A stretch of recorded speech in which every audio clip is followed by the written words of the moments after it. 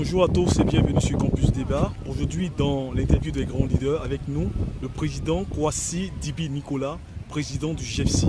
Entendez par GEPSI, le groupement pour l'insertion professionnelle des étudiants handicapés physiques de Côte d'Ivoire. Bonjour président. Oui, bonjour M. Dalek. Aujourd'hui avec vous, nous allons essayer de comprendre certaines choses sur le GEPSI également et sur les droits des personnes en situation de handicap, particulièrement les étudiants en situation de handicap et vos activités également à venir. D'abord, qui est M. Dibi Kwasi Nicolas? Oui, comme vous venez de le dire, je suis à l'état civil Dibi Kwasi Nicolas, doctorant en sociologie. J'ai été élu depuis le 6 février 2016 en tant que président national du groupement pour l'insertion des étudiants handicapés physiques de Côte d'Ivoire, GEPSI. Parlez-nous un peu du GEPSI. Il faut dire que le GEPSI est né en 1980 par la volonté de nos dévanciers qui vraiment éprouvaient des difficultés, tant dans leur insertion au niveau des logements, au niveau de la vie, au niveau académique. Et donc ils se sont rassemblés et avec l'appui des responsables du centre, en son temps c'était le Centre national des universités CNU, ont pu mettre en place cette structure. Il faut dire que de 1980 jusqu'à 2017, je suis le 14e président. Et l'association, le GEPSI, a permis à des milliers d'étudiants de s'épanouir, de travailler dans de très bonnes conditions. Désormais, les étudiants en situation de handicap paieront 50% pour le tarif de l'inscription académique universitaire. Cette mesure est une mesure effective, monsieur Kwasi Dibi Nicolas? C'est effectif. C'est une mesure très effective. Parlez-nous des avantages. Depuis la réouverture des résidences universitaires, sinon que des universités, les tarifs au niveau des frais d'inscription sont passés de 6 000 à 30 000, 60 000, voire 90 000. Et donc l'étudiant handicapé avait déjà du mal à payer ces frais-là. Vous voyez que déjà le handicap génère des frais supplémentaires. Le handicap, depuis 2015, nous avons sollicité l'appui du cabinet de la Première Dame qui a permis à 57 de nos camarades de bénéficier de la gratuité de l'inscription.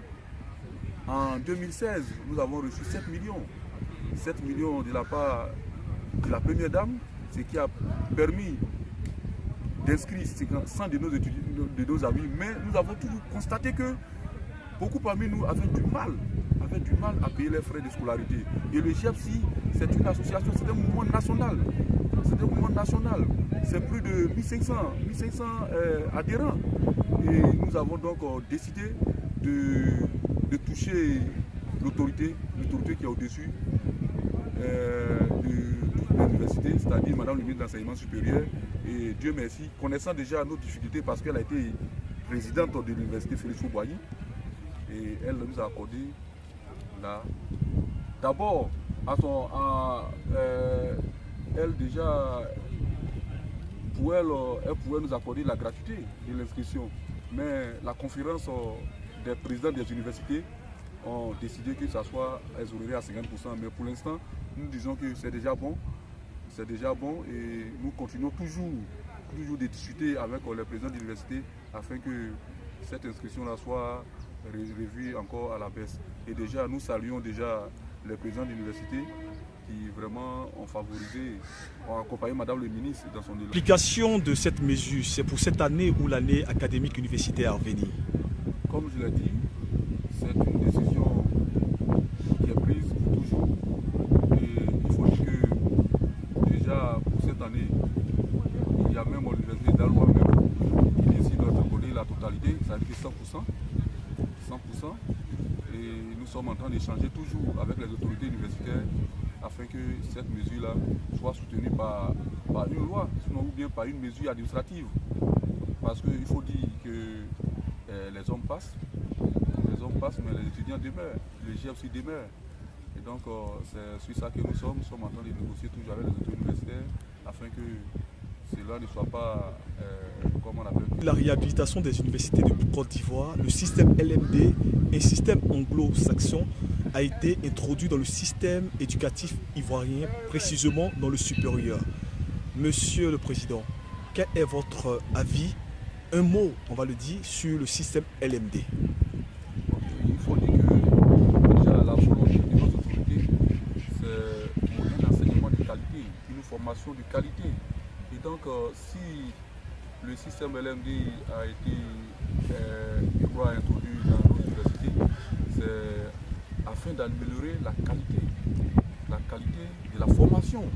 Et donc d'abord nous saluons cela, mais sur le terrain, il semble que son application est difficile. Parfois, on rencontre des difficultés. Vous savez, aujourd'hui le système recommande que l'étudiant, la formation même, une grande partie de la formation soit du côté de l'étudiant. Mais vous voyez, nous sommes sur l'espace universitaire où il n'y a pas de défi. Vous voyez, c'est un peu difficile. Donc moi je pense que les autorités doivent faire encore des efforts pour que son application soit, ce système-là, son application soit effective. Cela fait quasiment 3 ans, si notre mémoire est encore fidèle, que le recrutement dérogatoire à la fonction publique a eu lieu. Que faites-vous?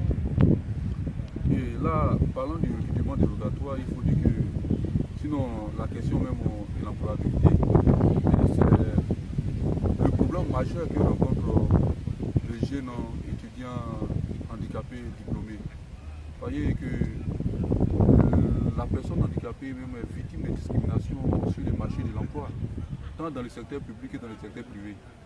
Dans le secteur privé, une fois que vous déposez vos dossiers, on peut voir que vous avez fait un brillant parcours, vous avez reçu vos diplômes, mais une fois que vous rentrez en contact avec ceux qui doivent vous embaucher, déjà, on reporte déjà la date de l'embauche et on ne vous rappelle pas. Et le secteur public, vous voyez, la personne handicapée diplômée n'a pas accès à un certain nombre de concours, vous le savez. Le concours de police, le concours d'entrée à l'école de gendarmerie. Et pourquoi? Comme on appelle l'INS, on dit enseignement, le CAFOP.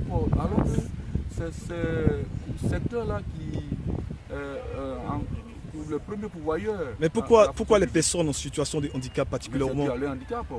Vous voyez, je prends par exemple le cas des non-voyants, les aveugles. Mais aucune disposition n'est prise lors des concours pour les aveugles. Est-ce que le braille est pris en compte dans les concours? Et donc, vous voyez, nous sommes limités. Voilà pourquoi d'ailleurs, nous avons pensé au recrutement des personnes handicapées à la fonction publique. Et il faut dire que cela a été institué depuis 1997. Mais malheureusement, c'est depuis la séance de 1997 que cela s'est bien passé. Mais après 1997, c'est à l'issue des marches réprimées par la force publique.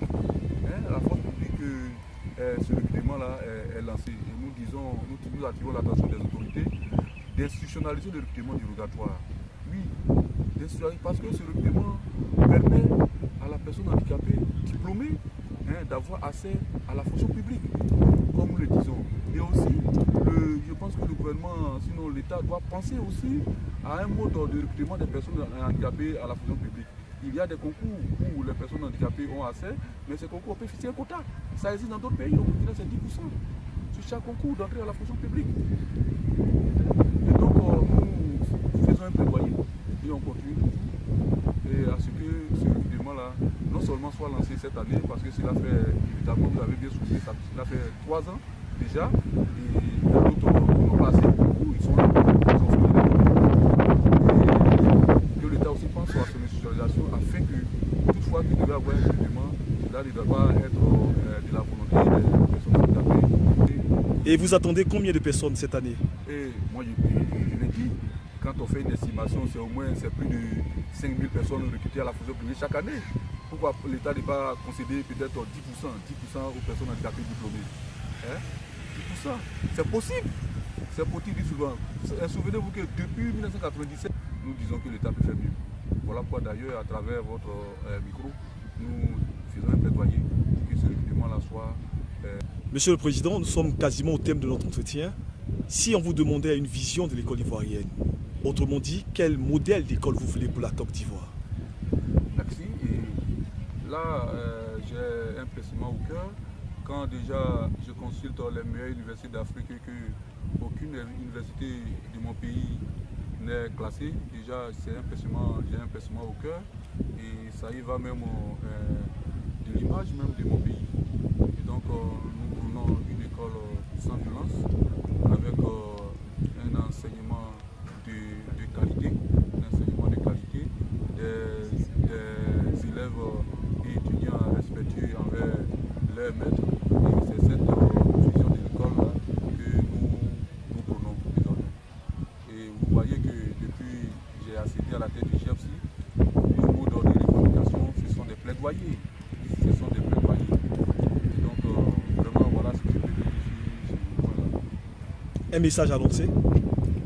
Un message à lancer, c'est la question cruciale de l'employabilité des personnes handicapées. Et ça, je tiens beaucoup à ça. On ne peut pas concevoir qu'une personne handicapée brave les efforts, des gens qui sont en fauteuil roulant, des non-voyants qui font suffisamment d'efforts pour se former au même titre que les personnes dites valides et qu'à la fin, leur insertion devient très problématique. Et donc, nous demandons l'État à vraiment se pencher sur le problème de l'insertion. Il faut une véritable politique d'insertion des personnes handicapées diplômées. Si bien, mesdames et messieurs, nous avons suivi sur Campus Débat. C'était l'interview des grands leaders aujourd'hui avec M. Nicolas Kwasi Dibi, président du GFC. Retrouvons-nous la prochaine fois. N'hésitez pas, retrouvez-nous sur YouTube, Campus Débat TV. On reste ensemble. Je suis Kwasi Kanga Mitterrand, étudiant inscrit en master de gestion à l'Université Félix Houphouët-Boigny, membre du groupement pour l'insertion des étudiants handicapés physiques de Côte d'Ivoire. Et à mon sens, le recrutement dérogatoire n'est qu'une compensation de l'injustice au niveau de l'employabilité que subissent les personnes handicapées. Et vous voyez, les personnes handicapées sont exemptées de la plupart des concours qu'organise la fonction publique. Et donc, organiser un recrutement dérogatoire pour cette frange de la population-là, je pense, à mon sens, c'est compenser d'une certaine façon l'injustice dont ils sont l'objet au niveau de leur employabilité. Et donc, pour ce faire, je pense que le recrutement dérogatoire doit être institutionnalisé, il doit être régulier, parce qu'il faut le dire, jusque-là, le recrutement dérogatoire n'est pas quelque chose de régulier et chaque fois, c'est à la suite des combats, à la suite des manifestations que les personnes handicapées obtiennent le recrutement dérogatoire. Je suis Guinée Koussou Belandou, étudiant en économie. Au sujet de l'inscription au moitié prix pour les personnes en situation de handicap sur l'université Félix Houphouët-Boigny, mais sur toutes les universités en Côte d'Ivoire, je pense que la solution est salutaire et l'État peut faire mieux. Déjà, nous pouvons nous contenter de ce qui a été donné. Nous pensons que l'État peut toujours permettre à ce que les personnes en situation de handicap puissent bénéficier, je pense, de la gratuité même de la scolarisation ici en Côte d'Ivoire. Et concernant la situation du recrutement dérogatoire, je pense qu'il faut que, comme nous avons toujours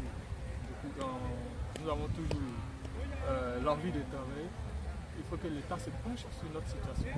Parce qu'actuellement, il faut dire que l'insertion des personnes handicapées est très difficile. Non seulement le privé nous rejette, mais aussi les talents différents nous sommes rejetés. Alors nous tenons face à notre tutelle qui est notre pays qui est le monde, que l'État puisse nous employer afin que nous puissions tous travailler pour être au même pied d'égalité que les personnes dites. Bonjour, je suis Florentine Kodia, étudiante en finance comptabilité. J'aimerais d'abord dire merci au gouvernement pour tout ce que le ministère de l'Enseignement supérieur fait pour les étudiants handicapés et pour cette réduction de la scolarité de 50%. Vraiment, je leur dis merci et je voudrais que cela soit réellement une continuité et que cela soit encore plus meilleur par rapport aux autres années. Et par rapport au recrutement dérogatoire, j'aimerais attirer l'attention du gouvernement de ce que cela se fasse continuellement. afin que les étudiants handicapés que nous sommes soyons insérés professionnellement. Nous voulons que cela soit institutionnalisé pour ne pas que cela, chaque année, ceci se fasse comme nous le souhaitons. Merci à chacun. Bonjour, je me nomme Kwaku Aya, étudiante en art dramatique à l'INSAC. Concernant la question sur la réduction, c'est une bonne initiative que le gouvernement a mis en place. Nous félicitons cette initiative. Nous souhaiterons que ça soit une continuité.